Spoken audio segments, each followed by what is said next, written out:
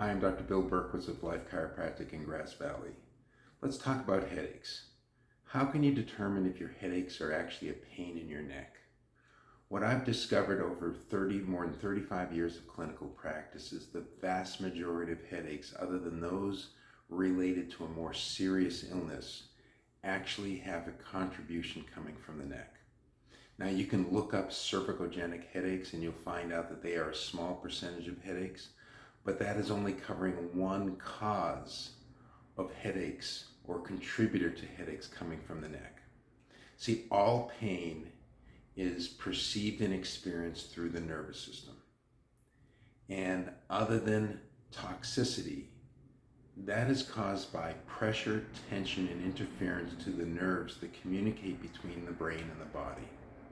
The neck is the most common source of headaches in my experience.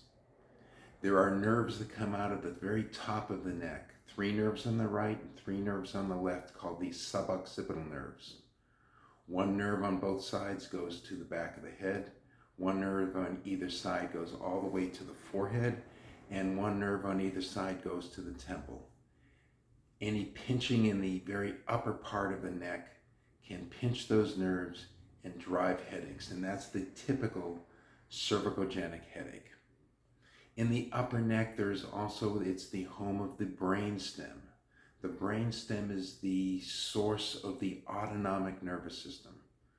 The parasympathetic system, which runs right in front of the first vertebra, the vagus nerve, is responsible for rest, relaxation, ease, a decrease in muscle tension, improvement in sleep and relaxation and recovery, as well as digestion and an optimal heart rate and breathing rate, and I could go on and on and on. Basically, the vagus nerve is your foundation for well-being. If that gets irritated in the upper neck, then that can drive headaches, in part because it causes an elevation of the sympathetic fight or flight system. And when the sympathetic system is stimulated, it drives increased muscle tension, especially through the neck and shoulders. It drives increased inflammation. It interferes with sleep, which causes more pain, which causes more tension, which interferes with sleep, and it becomes a self-perpetuating cycle.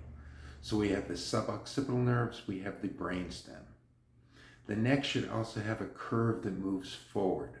So your neck should be a C shape with the C moving forward, the curve forward in the neck. It's really common due to postural things like computer work and texting and phones and all kinds of even minor car accidents decades ago to create a loss of curve in the neck. Over time, that loss of curve results in a wear and tear of the discs and the joints in the neck, causing arthritis. When that neck goes from a curve to straight, it pulls on the muscles of the back of the neck and creates tension and spasm in those muscles. It also inevitably causes the head to move forward. The head weighs a good 6 to 8 pounds. Every inch that your ear is in front of your shoulder effectively adds another weight of the head. So it goes from 6 pounds to 12 pounds in 1 inch. 2 inches, the head weighs 18 pounds to the muscles of the neck. That puts tremendous strain on those muscles of the neck. So loss of the curve results in a lot of strain in the muscles of the neck. It also stretches those muscles in the neck and creates a lot of spasm and muscle tension. Those are the primary reasons that I find that cause a lot of headaches emanating from the neck.